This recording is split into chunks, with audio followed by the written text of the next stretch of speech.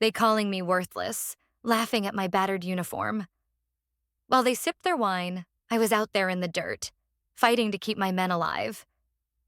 But then came the day the commander pinned that medal on my chest. He looked me square in the eye and said, "You saved more than anyone will ever know." Right then, it hit me. I didn't need their praise. I was enough. Here's how I earned it. My name is Kayla Morgan, 28 years old.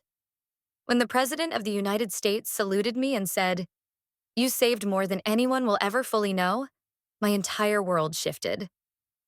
But before that moment, I was nothing more than a disappointment in my family's eyes. Before I tell you how the President of the United States changed everything, let me know where you're watching from and hit that subscribe button. My story might just change how you see the people in uniform around you. I was born into a family where reputation was everything. My dad, Dr. Richard Morgan, was the kind of guy who could silence a room with a single raised eyebrow.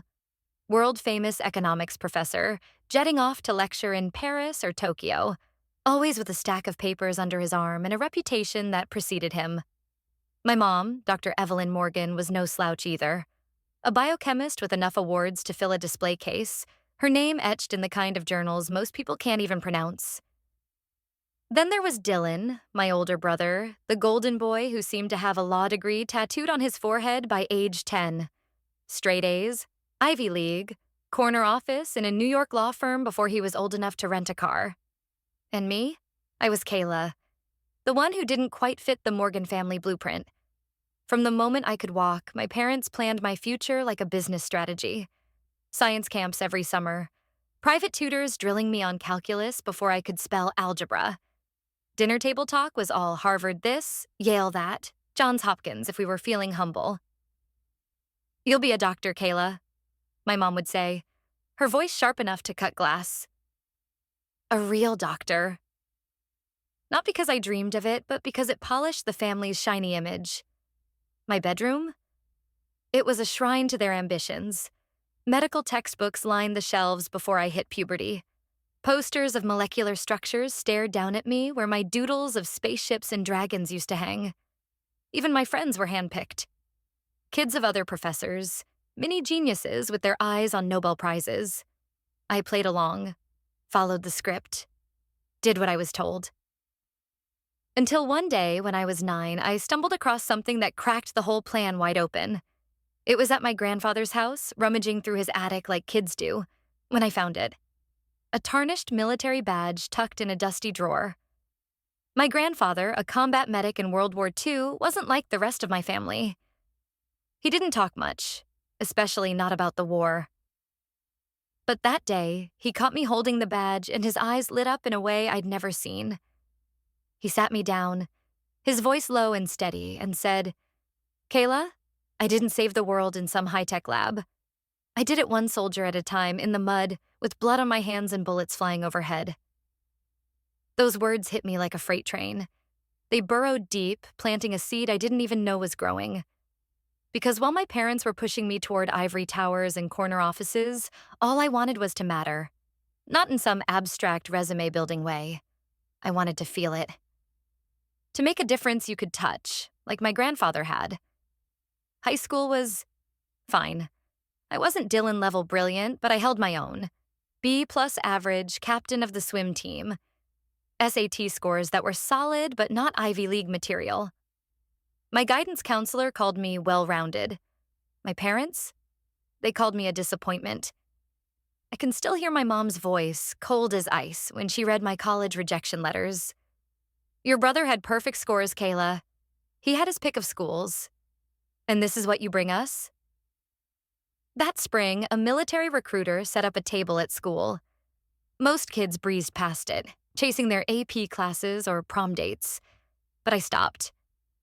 Sergeant Alana Reyes stood there, tall and unyielding, her uniform crisp as a blade. She didn't talk about glory or adventure. She talked about purpose, about saving lives when the stakes were real. When it was just you, your skills, and someone bleeding out in front of you. It was like my grandfather was speaking through her. I ended up at the state university my parents grudgingly settled for. One semester in, I was drowning. Not in coursework, but in the weight of a life I didn't choose. I couldn't stop thinking about that recruiter's table, about that badge, about my grandfather's words. So I made a choice. The kind of choice that changes everything. I enlisted in the Army, specializing in combat medicine. I wanted to be a field medic, just like my grandfather. I wanted to save lives in the chaos, with dirt under my nails and my heart pounding. I knew my parents would lose it. But nothing could have prepared me for the firestorm waiting at that dinner table when I told them. I chose the worst possible moment to drop the bomb. Dinner at the Morgan house was never just a meal. It was a performance. My dad at the head of the table, swirling his wine like he was auditioning for a movie. My mom, slicing her steak with surgical precision, every move screaming control. Dylan, smirking like he owned the room, tossing out witty one-liners about his latest courtroom victory. And me, Kayla, trying to find the courage to rewrite my life in the middle of their perfectly scripted scene. I set my fork down, took a deep breath, and let it rip. I'm enlisting in the Army. I'm going to be a combat medic. The silence hit like a sucker punch. You could have heard a pin drop on the hardwood. My dad froze, staring at his glass like I'd just confessed to robbing a bank.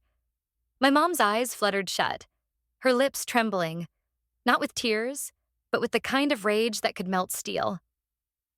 Dylan? He just laughed, that sharp, condescending chuckle that made my blood boil.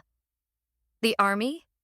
My dad finally said, the word dripping with disdain, like it was something he'd scrape off his shoe. Kayla, my mom whispered, her voice low and lethal. Where did we go wrong with you? Not a question. A verdict. Guilty as charged. Dylan leaned back, his knife hitting the plate with a theatrical clink. Oh, this is good, he said, grinning like a shark. What's next, Kayla? You gonna play Call of Duty in real life? Is this a midlife crisis at 19? It's not a game, I said, my voice steady despite the knot in my chest. I want to save lives, Dylan, like Grandpa did. My dad's head snapped up, his jaw so tight I thought it might crack. Don't you dare compare yourself to him, he said. Your grandfather served because he had to. Then he built a real life, a respectable life. You? You're throwing away every advantage we gave you. Private schools, tutors, connections, to go play hero in the dirt? I stared at my plate, the untouched mashed potatoes blurring as my eyes burned. I'm not playing hero, I said. I'm choosing something real, something that matters. Spare me the noble nonsense, he shot back. You're running from hard work, from responsibility, from the life we built for you. I turned to my mom, desperate for a lifeline. Maybe she'd see me, really see me for once. But her eyes were cold, glistening with something worse than anger. Disappointment so deep it felt like betrayal. You're not cut out for this, Kayla, she said. The military is for kids with no options. You have everything, and you're throwing it away. That was the gut punch, the lie they'd polished to a shine. I had options, sure. Their options. A life carved out for me before I could even spell my name. A life that felt like a straitjacket. Dylan, of course, couldn't resist piling on. Let's be real, he said, his voice dripping with fake sympathy. You've always been average, B's, not A's. Decent, not dazzling. The Army's perfect for you. Someone hands you a checklist, tells you where to stand, what to do. No need to think too hard. I wanted to scream, to flip the table, to tell them they didn't know me at all. But instead, I stood up, legs shaking, and walked upstairs to my room, the one still suffocating under those damn molecular posters, relics of a life I never wanted. On my desk sat 2 envelopes. One, the State University acceptance letter, my parents' consolation prize. The other, my enlistment papers, my ticket to a life that felt like mine. I picked up the second one, held it like it was my grandfather's badge, heavy with purpose. By morning, I was gone.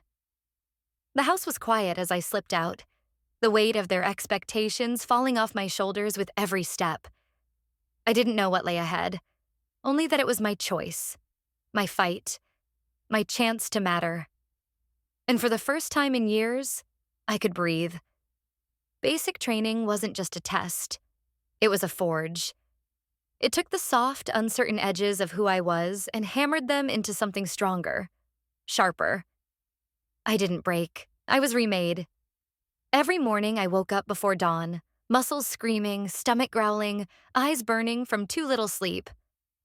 I learned to push through it all, through the chaos of simulated gunfire, the weight of a 200-pound dummy I had to drag across a field while keeping a tourniquet tight. I learned to think when my heart was racing, to act when fear clawed at my chest. For the first time, nobody gave a damn about my last name or my parents' degrees. All that mattered was whether I could keep someone alive when the world was falling apart. And I could. God, I could. When I graduated from advanced individual training, I stood tall in my uniform, every stitch earned through sweat and grit. The weight of it felt right, like armor I'd forged myself. I wasn't just Kayla Morgan anymore. I was a combat medic, ready to save lives in the places most people run from. I carried that pride like a torch, hoping it might light the way home. I was naive enough to think my family might see it too. Christmas rolled around, and I showed up at the house, my dress blues pressed to perfection, ribbons pinned just right. I even brought a little photo album, snapshots of my unit, the field hospital, my certificate of excellence. Proof, I thought, that I was becoming someone worth seeing, someone worth knowing. My mom was in the kitchen, rolling out pie crust like it was her life's mission. She barely looked up. "Oh, good," she said, her voice flat as the dough. "You brought your costume." Dylan, lounging at the counter, snorted into his coffee. "Nice cosplay, sis. They give you a toy stethoscope to go with it?" I forced a laugh, setting the album down like it was no big deal. "They're just joking," I told myself. "They don't mean it." But the air felt heavy, like the room was holding its breath, waiting for me to shrink back into the Kayla they knew, the one who never measured up. My dad didn't even bother with the jab. He just changed the subject, like my presence was a minor inconvenience. Dinner was more of the same. The table buzzed with Dylan's latest triumph, a big job offer from some fancy firm, and his girlfriend's Instagram-worthy trip to Tuscany. They passed around her phone, oohing and awing over vineyard selfies, while I sat there, my fork hovering over my plate, invisible. They didn't ask about my training, my unit, or the lives I was learning to save. Not a single question. I might as well have been a ghost. That night, I sat alone in the guest room. No longer my room. Not with those molecular posters still mocking me from the walls. I stared at the ceiling, fighting the sting in my eyes. How could they be so proud of Dylan, with his slick suits and oil company contracts, and so ashamed of me?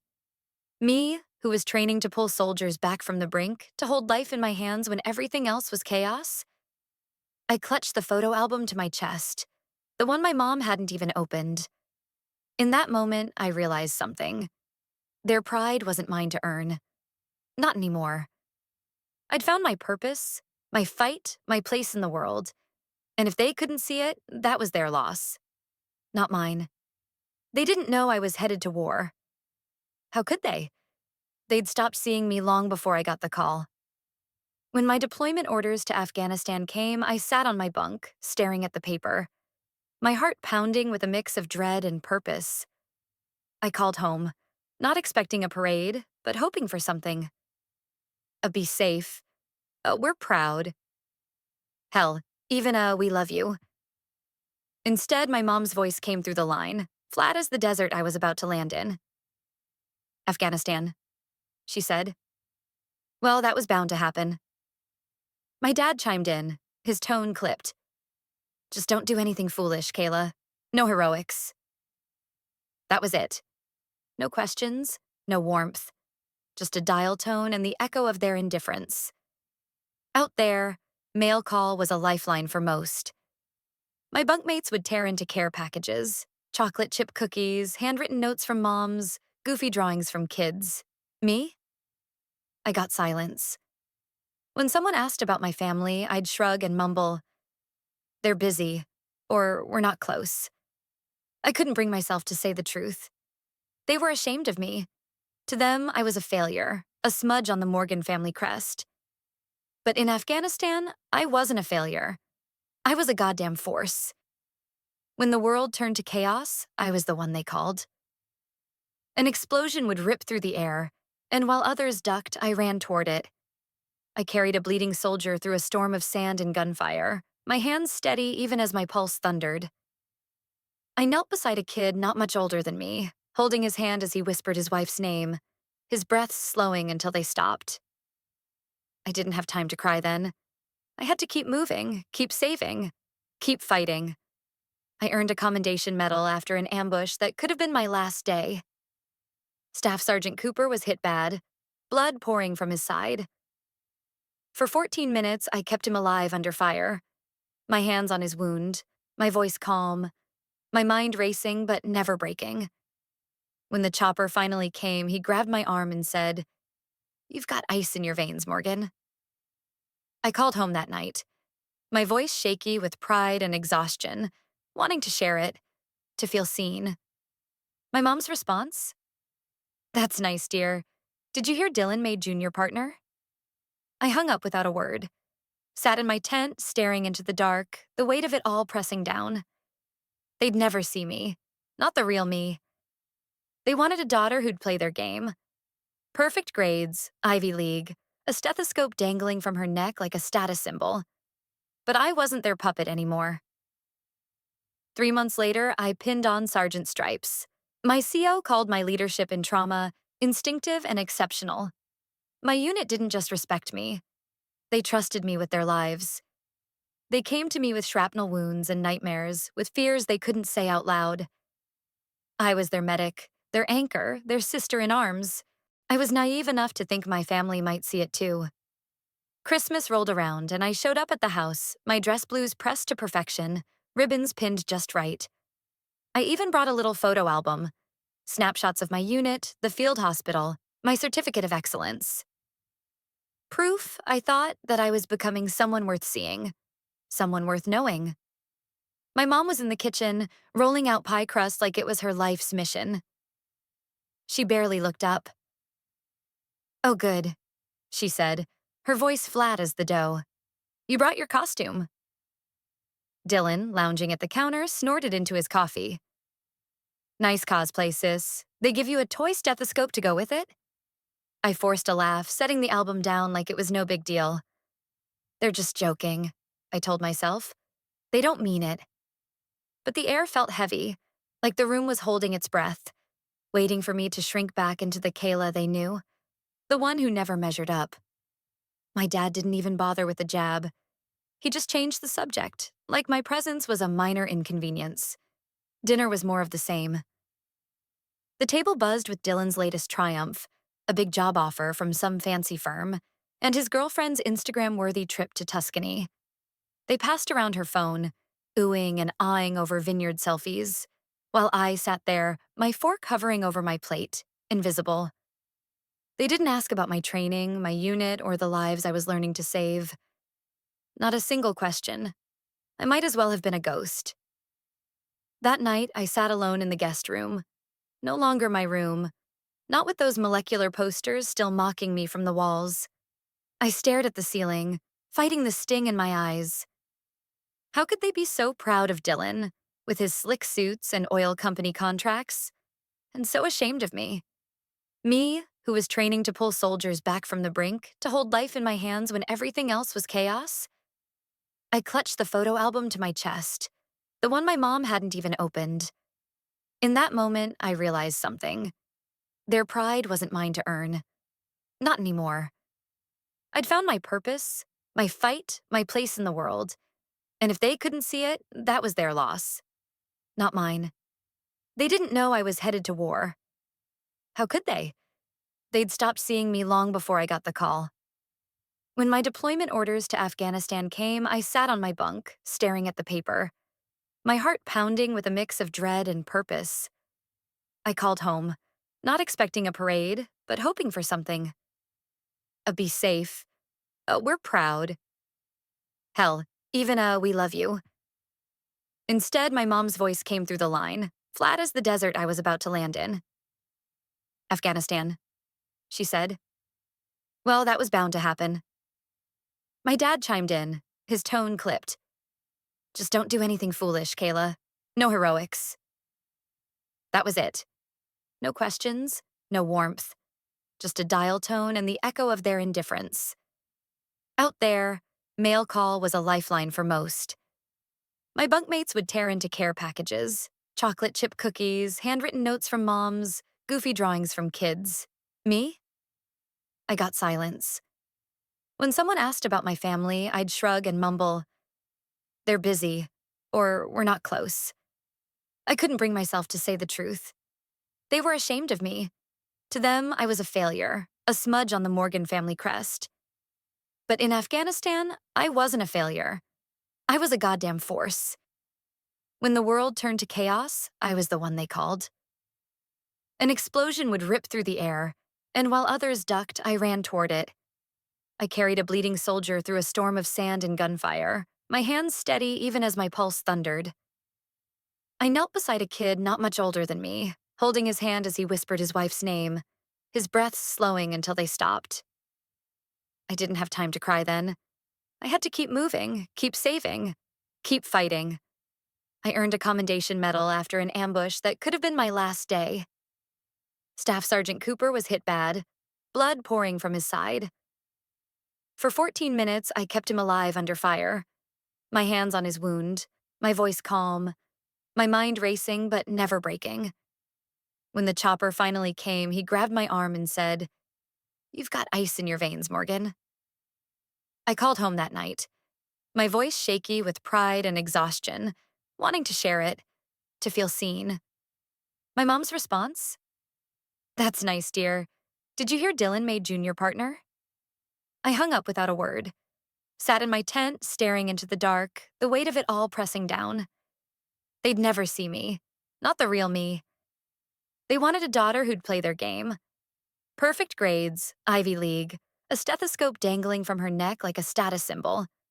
But I wasn't their puppet anymore. 3 months later, I pinned on sergeant stripes. My CO called my leadership in trauma instinctive and exceptional. My unit didn't just respect me. They trusted me with their lives. They came to me with shrapnel wounds and nightmares, with fears they couldn't say out loud. I was their medic, their anchor, their sister in arms. Then I pulled out my letter. I read it, every word, letting it sink in. Your worth is not measured by their understanding. I whispered it like a prayer, over and over until the pain in my leg faded behind the fire in my chest. I wasn't their failure. I was Doctor. I was Sergeant Kayla Morgan. I was the one who ran toward the fire, who held lives in my hands, who carried my team through hell. And that was more than enough. I'd just limped out of rehab, my leg patched up, my soul held together with duct tape and grit. I was ready for a quiet posting. Some hospital base, maybe a desk to ride out the rest of my tour. Instead, my CO slid a manila folder across the table, sealed tight, stamped, classified in red. Special Operations Medical Team, he said. Immediate transfer. I blinked, my throat tight. Why me? He didn't hesitate. Because you're the one they asked for by name. For the first time in years, I felt something raw and real. Dignity. Not the kind you borrow or beg for.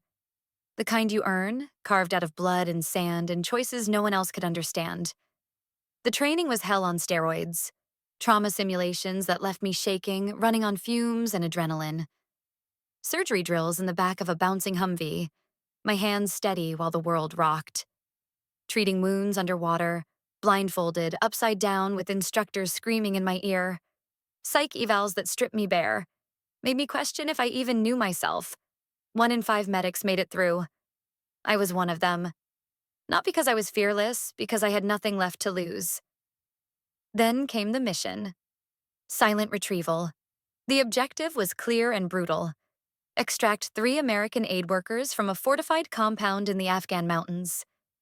Intel gave them 48 hours before they'd be moved or killed, their deaths broadcast for the world to see. Our 12-person team was all that stood between them and that fate. I was the only medic. The plan was tight. Night insertion by Black Hawk, silent breach, lightning-fast exfil. My job was to stay in the bird until the all clear, then sprint in to stabilize and evac. I packed my trauma kits like my life depended on it. Because it did. Checked every needle, every clamp, every tube, a dozen times over. My hands didn't shake, but my heart was a war drum. Captain Aaron Davis locked eyes with me as we boarded the chopper, the rotor blades slicing the night. "No mistakes tonight, Morgan." "Not from me, sir," I said, and meant it. The Black Hawk hummed, carrying us toward the mountains, toward a moment that would define me, or end me. I didn't think about home. I didn't think about my parents' silence or Dylan's smug grin. I thought about the 3 lives waiting for me, about the team trusting me to bring them home. For the first time, I wasn't running from something. I was running toward it. 20 minutes from the target, the world turned to hell. Alarms blared through the Black Hawk, sharp and relentless. Major Reynolds' voice crackled over comms, fighting to keep us steady as gunfire peppered the chopper. Then a sickening jolt. Metal screamed, the bird lurched, and we slammed into a rocky ravine. The impact threw me against the wall, my vision fading to black. When I came to, smoke choked the cabin, blood pooling on the floor. My head throbbed, but I crawled to the cockpit. Major Reynolds was slumped, blood streaming from her scalp. Lieutenant Wilson's forearm was a mess, bone jutting out like a broken branch. No time to think. I braced her neck, slapped on a collar, wrapped his arm with one hand, and drew morphine with the other. Outside, gunfire erupted, a deadly chorus. "Morgan, hostiles incoming." Captain Davis's voice cut through the chaos, his rifle barking from behind a rock. I grabbed my kit, dragged Reynolds and Wilson to the tree line, my legs screaming with every step. Instinct took over. Not courage, not hope, just the muscle memory of training. We were surrounded. 12 of us, 2 critically wounded, no air support, and too much fire for extraction. We dug in, formed a perimeter, shared glances that said what words couldn't. I moved between the injured, crawling through dirt and bullets, swapping dressings, pushing fluids, listening to their ragged breaths and willing their hearts to keep beating. Then, Specialist Rivera went down, a round tearing through his thigh. I slid to him, tourniquet ready, bullets kicking up dust by my elbow. "Stay with me," I whispered. 2 more minutes, Rivera." "Doc," he rasped, eyes wide with fear. "Don't let me die like this." "You're not dying today," I said, tying the tourniquet tight. 4 hours dragged on, each second a lifetime. Then Master Sergeant Phillips took a hit to the chest. Collapsed lung. I jammed a needle into his ribcage, a penlight clenched in my teeth, the hiss of escaping air telling me he'd live. But they kept coming. A grenade exploded nearby, shrapnel ripping through my left leg. Pain burned like wildfire, but I saw Sergeant Kyle Bennett go down beside me. Chest wound, sucking air, fading fast. I didn't think. I dragged him 20 yards through dirt and screams, my leg trailing blood, his mixing with mine. I shielded him with my body, sealing his wound while whispering, "Your kids need you to fight, Kyle. So I need you to stay." His eyes locked on mine, and he nodded, clinging to life. By noon, our ammo was nearly gone. My hands shook from blood loss, my vision blurring. Captain Davis made the call. "Morgan, take the wounded, head east, we'll draw their fire." "I can't walk," I gritted out, pain clawing at me. "Then crawl." So I did. We rigged stretchers from webbing and branches. Me, 3 wounded soldiers, and a barely conscious pilot, moving up a cliffside trail with a compass, a sidearm, and medical tape holding us together. I passed out once, my face in the dirt, but Rivera's weak voice pulled me back. "Keep going, Doc." So we did. Every step was a fight. Against the pain, the weight, the fear we wouldn't make it. But I wasn't their daughter anymore. Not their failure. I was Doc, the one they trusted to get them out. And I'd crawl through hell itself to bring them home. 48 hours of hell, and we finally hit the ridge. I collapsed beside the landing zone, my body screaming, my leg a mess of blood and bandages. The second Black Hawk dropped low, its roar a lifeline. I checked Major Reynolds' pulse one last time before we boarded. Strong, steady. A faint smile cracked my face, the first in days. We'd made it. Back at base, they stitched me up, debriefed me, and shoved a clipboard in my hands. Mission success, the analyst said, his voice matter of fact. Your radioed intel sparked a second operation. We got all 3 hostages out, and 24 more we didn't know were there. I stared, my brain struggling to catch up. What? The coordinates you called in under fire, he said. They revealed a second site on satellite imaging. You didn't know? I didn't. I'd just been doing my job, keeping my team alive, shouting coordinates into the radio while bullets tore past my head. I hadn't thought about what came next. You'll be in the report, he added. Classified, though. No one outside will know. Of course, my family would never hear about it. No one would. Just another secret swallowed by the war. In the hospital, my leg wrapped tight, my voice rough as gravel, I called home. I was injured, I said. I'm okay, but it was close. My dad's response was like a slap. Maybe this is a sign, Kayla. Time to find something stable. Enough of these adrenaline games. Adrenaline games. I almost laughed, the sound catching in my throat like broken glass. Games? I dragged 5 soldiers through a firefight, my hands the only thing keeping them from death. I'd crawled up a cliff with a hole in my leg, carrying their lives on my back. And he called it a game. I didn't cry. Didn't scream. Just hung up, the silence louder than any explosion. They'd never get it. Never ask, what happened out there? Never see the blood, the dirt, the lives I'd held together with nothing but gauze and grit. But it didn't matter anymore. Somewhere out there, 27 people were breathing free because of me. 5 others were alive because I refused to let them go. That was my truth, my anchor. It was enough, more than enough, even if my family never said the words I'd once craved. I wasn't their failure. I was Doctor. I was Sergeant Kayla Morgan. And I'd carved my worth in the sand where it mattered most. It was supposed to be a celebration. Dylan, my golden boy brother, had just gotten engaged to a sharp tax attorney from Manhattan, and my parents had pulled out all the stops for a Morgan family gala. Crystal chandeliers, polished silver, a string quartet humming in the background. Everything screamed perfection. I'd just finished physical therapy, my limp nearly gone, though my leg still ached like a bad memory. I showed up in my dress blues, not to flex, but because it was all I had that fit. My medals, the Purple Heart, the Commendation Medal, sat quietly on my chest, carrying the weight of every life I'd fought for with blood-soaked hands. My mom opened the door, her face flickering with surprise. Oh, Kayla, we weren't expecting you until tomorrow. You told me to come today, I said, my voice steady. Right, she said, already turning away. Well, come in. We're just getting ready. The house buzzed with laughter, clinking champagne flutes, and the kind of small talk that felt like a foreign language. Everything gleamed, except me. I was the odd piece, the one that didn't fit their polished puzzle. Dinner was a masterclass in erasure. Every conversation orbited Dylan, his swanky new condo, his firm's big IPO case, his Santorini honeymoon plans. I tried to speak, to slip into the chatter, but my words were brushed off like crumbs. Then Charlotte, Dylan's fiancée, turned to me, her eyes kind. What's it like, your job in the Army? She asked. Is that a Purple Heart? Before I could answer, my dad cut in, his smile sharp enough to slice. Kayla's just doing a stint in the military.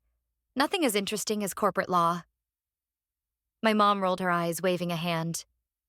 She got injured in some training exercise or something. You know how the military hands out ribbons for everything these days? Something inside me broke. Not loudly, but deep. I didn't scream, didn't cry. I set my fork down, wiped my mouth, and said, quiet as a blade, "It wasn't a training exercise." Silence. A beat too long. Then Dylan chuckled, leaning back. "Come on, Kayla. Don't be dramatic. You probably tripped over a tent stake or something." I stood, my hands trembling just enough to notice. I pressed them flat against the table, anchoring myself. And then I let it out. Every word deliberate, like laying down cards I'd held too long. I was hit by shrapnel from a grenade. My team was ambushed. Our helicopter crashed 3 miles from the objective. I stabilized 6 wounded soldiers under fire for 8 hours straight, bullets chewing the dirt around us. I crawled through sand with a piece of metal in my leg to drag a man, bleeding out, to cover while bullets screamed over our heads. I performed a needle decompression on a collapsed lung with a flashlight in my teeth and a plastic tube while artillery shook the ground. And I stayed awake for 48 hours, barely able to stand, to lead the injured through enemy territory because they were too broken to walk. The room was a vacuum. No clinking glasses, no murmured chatter. Just silence, heavy and sharp. I looked at them. My mother, her lips parted. My father, staring at his plate. Dylan, his smirk gone. Not one met my eyes. I stood there waiting for something. Anything. A question. A nod. A flicker of pride. But the silence stretched, and I knew. They'd never see me. Not the woman I'd become, not the lives I'd saved, not the scars I carried. And for the first time, I didn't care. I'd fought for my worth in the dirt and fire, and no one, not even them, could take that from me. I stood there, the weight of my medals pressing against my chest, my voice trembling not from weakness, but from the years of truth I'd buried. "You don't ask me what I do," I said, my eyes sweeping the silent table. "You never have. You've never wanted to know who I became. All you see is the life I didn't choose, the daughter you didn't get." My voice cracked, raw with everything I'd held back. "Do you even tell people what I do? Or do you pretend I don't exist? Do your colleagues know your daughter treated a soldier who lost half his face and held his hand until he stopped screaming? That she wrote a letter to his mother while scrubbing his blood from her fingernails?" My father cleared his throat, shifting in his seat. "Kayla, I don't think this is the time." "No." I cut him off, my voice like steel. "It's exactly the time. You said the military is for people with no options, but I've done things none of you could survive. I've watched people die. I've kept people from dying. I've given everything, my body, my sleep, my peace, for strangers." I stepped back, the truth spilling out like blood from a wound. "Not once, not one damn time have any of you said, 'Kayla, I'm proud of you.'" My mother's face crumpled, but not with guilt, more like she was embarrassed. "We just worry you're wasting your potential," she said, her voice thin. "Wasting my life?" I shot back, sharp enough to cut. "Tell me, when you read about 27 hostages rescued in the Middle East last month, did you know I gave the coordinates under fire?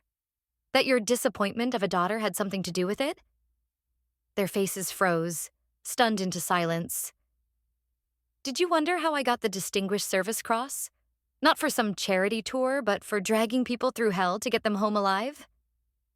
No one spoke. The air was thick, suffocating. "I've written letters to parents who lost their kids," I went on, my voice steady now, "telling them their sons died brave, even when they died scared. I've watched blood pool under a man's spine and prayed he wouldn't feel it. And every time I survived, I came back hoping, stupidly, that you'd see me. Not the GPA, not the rejection letters, not the failure.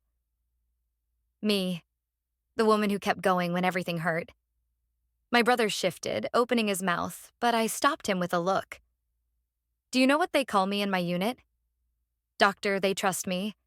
They bleed for me. They follow me into fire. And you?" I turned to him. "You laughed." I faced my mother. "You called my uniform a costume. That costume kept a father of 3 from bleeding out in the dirt. It's been soaked in more strangers' blood than I can count. It earned more respect in one night than I've gotten from you in 28 years. My father finally spoke, his voice low, strained. We always expected more. More? I whispered, a bitter laugh escaping. More than crawling through hell to keep someone alive? More than surviving things you'll never imagine?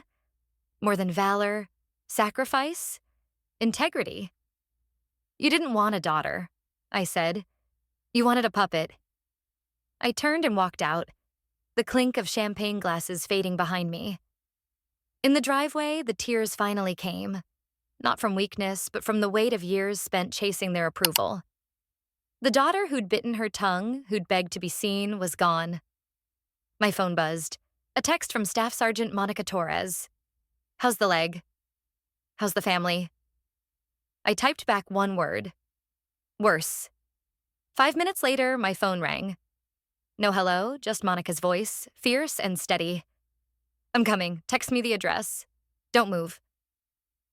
For the first time that night, I wasn't alone. What about you? Have you ever felt your family couldn't see your worth? Have you had to stand up and speak your truth even when it broke the fragile peace? Share your stories below, because sometimes the bravest thing you can do is refuse to stay silent. It started with a phone call I nearly ignored. I was at Walter Reed, gripping Captain Rodriguez's arm as he took his first steps on prosthetic legs, his face twisted in pain but his eyes burning with grit. My phone buzzed. Unknown number, DC area code. I almost let it go to voicemail, but something made me pick up, breathless. Sergeant Kayla Morgan?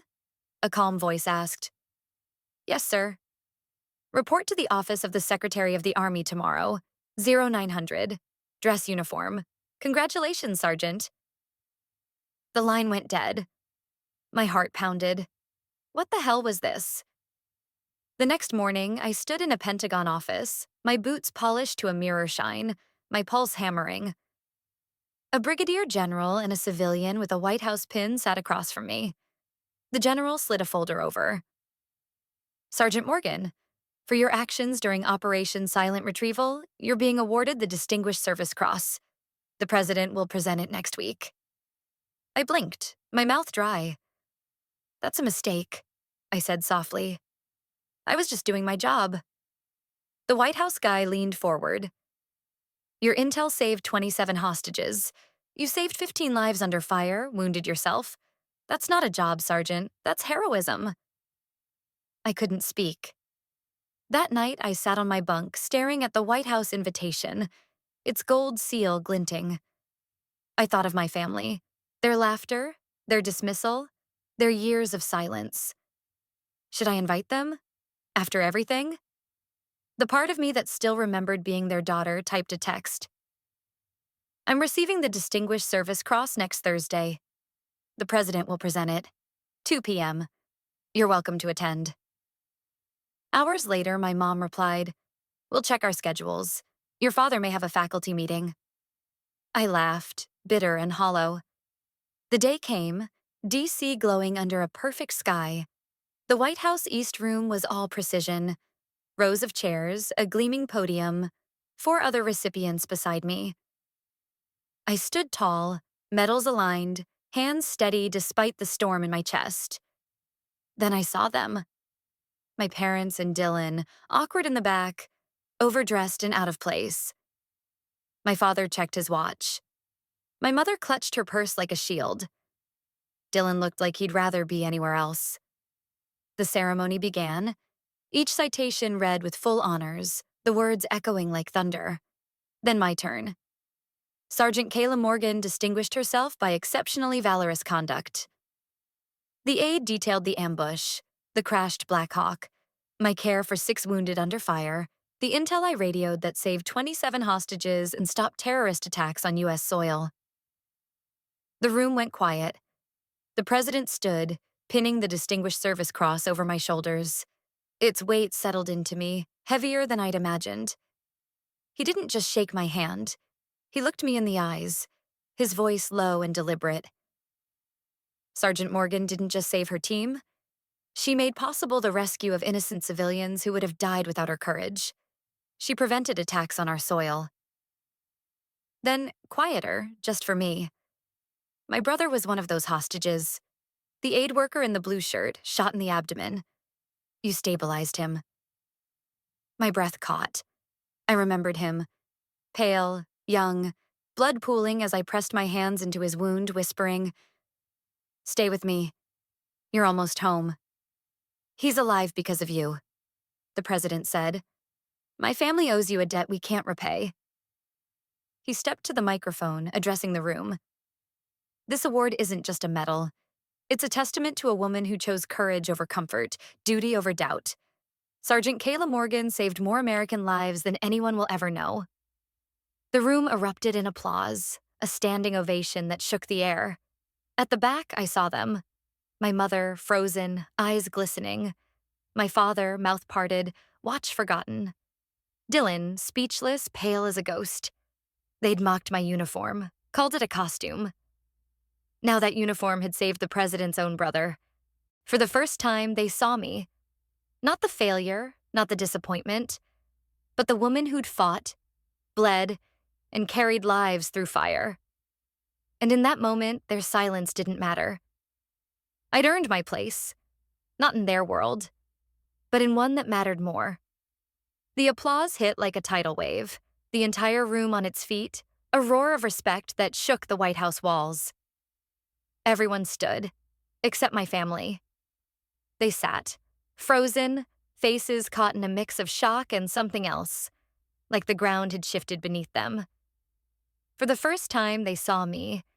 Not the failure, not the disappointment, but the woman I'd become. A hero, not in their eyes, but in the eyes of a room full of people who knew what I'd done. At the reception, they approached, hesitant, like they were stepping into a world they didn't belong in. My father spoke first, his voice softer than I'd ever heard. That was quite a ceremony. "Thank you for coming," I said, keeping my tone even, my guard up. My mother grabbed my sleeve, her eyes glistening. "We had no idea," she whispered, "about any of it." "You never asked," I said, simple and true. Dylan, usually so quick with a smirk, looked hollowed out. "The things they said? You really did all that?" Before I could answer, Major Davis stepped up behind me, his presence like a wall. "She did more," he said, no introduction needed. When we were pinned down, she crawled through open fire to treat a man with a collapsed lung. She was bleeding herself. Didn't stop. Half of us wouldn't be here without her. My family stood silent, their usual deflections nowhere to be found. The reception swirled around me. Handshakes from the Surgeon General, a nod from a State Department official, and then 3 of the aid workers I'd helped save. They wrapped me in hugs, tears streaming. "My 5-year-old still has her mom because of you," one whispered, her voice breaking. I swallowed hard, the weight of her words heavier than the metal around my neck. Across the room, my parents watched, not with pride, not with judgment, just quiet, like they were seeing a stranger. Dylan approached again, alone this time. "I owe you an apology," he said, his voice low. I was arrogant. I didn't even try to know. "No," I said, meeting his eyes. "You didn't. Can we start over?" I didn't answer. The question hung there, unanswered, because I wasn't sure we could. My mother stepped up, tears spilling now. "I thought we lost you," she said. "I didn't realize we almost lost you for real." "You didn't want to see," I said softly. It was easier to pretend I wasn't doing anything that mattered. Then my father, the man who'd spent decades lecturing the world, stood before me with no words left. "I've been a professor for over 30 years, he said, his voice unsteady. "I've never earned the kind of respect I saw in that room today. I see you now, Kayla. And I'm ashamed it took this long." I nodded, my throat tight. But I didn't say, "It's okay," because it wasn't. The years of dismissal, the laughter, the silence, they weren't erased by a single ceremony or a late apology. I'd fought too hard, bled too much to let their words fill the space I'd carved for myself. As I walked away, my phone buzzed. Another text from Monica Torres. "You good, Doc?" I smiled, the ache in my chest easing just a fraction. My family might never fully understand, but out there in the dirt and fire, I'd built a family who did. And that was enough. I turned from my family, my gaze sweeping the room. Generals in crisp uniforms, officers with stern nods, soldiers who grinned and called me Doc like it was my true name. These were the people who'd seen me, really seen me, long before my family ever tried. They knew the weight of my choices, the blood on my hands, the lives I'd pulled back from the edge. And I smiled, not because I needed their validation, but because I'd found my own. The world now knew the truth I'd carried for years. My family had called me worthless, a disappointment chasing adrenaline games. But today, the commander-in-chief had looked me in the eyes and said, "Sergeant Kayla Morgan saved more American lives than anyone will ever fully know." His words hung in the air, heavy with the weight of 27 hostages freed, 15 soldiers alive, and attacks on U.S. soil stopped because of me. And for once, my family believed him. I saw it in their faces. My mother's trembling lip, my father's stunned silence, Dylan's pale shock.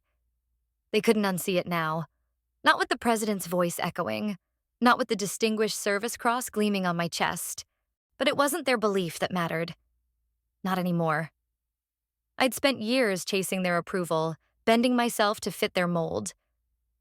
Now, standing in that White House room, surrounded by people who knew what I'd done, what I'd survived, I realized I didn't need them to see me. I'd fought for my worth in the dirt, under fire, with blood on my hands and shrapnel in my leg. I'd earned it in the eyes of my team, my brothers and sisters who called me Doc. That was enough. More than enough. As I walked away, my phone buzzed. Monica Torres again. "Proud of you, Doc. Drinks when you're back?" I grinned, typing a quick, "Hell yes." My family might never fully understand, but I had a family out there who did. And in their eyes, I was home. Have you ever found your worth in the people who truly see you, even when those closest to you couldn't? What was the moment that made you realize you didn't need their validation? Share below. Your story matters. The White House ceremony didn't fix everything. There were no movie magic hugs, no tearful apologies that erased a decade of silence. But something cracked open, a shift so subtle I almost missed it. It started with an email from Dylan. "Signed up to volunteer with Wounded Warriors this weekend," he wrote. "Thought I'd start by listening." No grand gesture, just a step. Then my dad called, his voice halting. "There's a veterans panel at the university. They needed a speaker on trauma and resilience. I gave them your name." It wasn't an apology, but it was something. Recognition, maybe, after years of dismissal.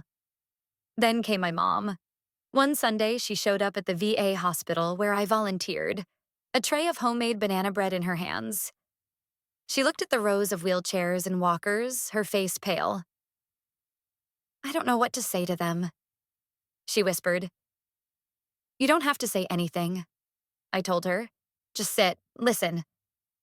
So she did. For 3 hours, she poured coffee, passed tissues, held hands with veterans whose stories she'd never imagined.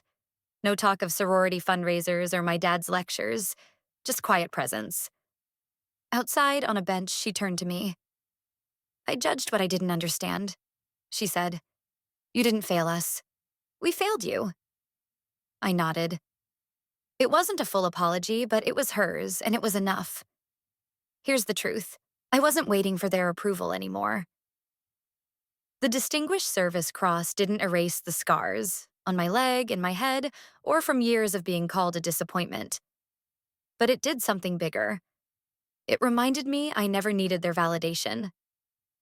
Every life I saved, every soldier who called me Doc, every moment I chose courage over comfort, that was mine. Earned, lived, survived. Now I run a nonprofit called Second Tour, supporting female combat medics transitioning to civilian life. We offer therapy, job training, a place to breathe without judgment. My mom donates supplies sometimes. Dylan shows up to paint walls. My dad even gave a guest lecture on moral injury and guilt in veterans. It's not perfect. We still argue, and I still carry wounds they'll never see. But I'm not carrying them alone anymore. If you're reading this, if you've ever felt invisible, worthless, or small, especially by your own family, listen to me. You matter. Not because of medals or titles, not because of what others say, but because of the battles you fought quietly, the ones no one saw. They called me worthless, but I stood in the White House, the president's words ringing. Sergeant Kayla Morgan saved more American lives than anyone will ever fully know. In that moment, I didn't just feel seen. I remembered who I'd been all along. Not their version, not their expectations, but me. Whole. Enough. I hope wherever you are, you remember who you are too. This is Hidden Family Revenge Stories. If Kayla's journey touched you or echoed your own, share your story below. Like, subscribe, and hit the notification bell to never miss a story of truth, courage, and healing. We're here to tell the stories no one else will. Thank you for being part of this journey.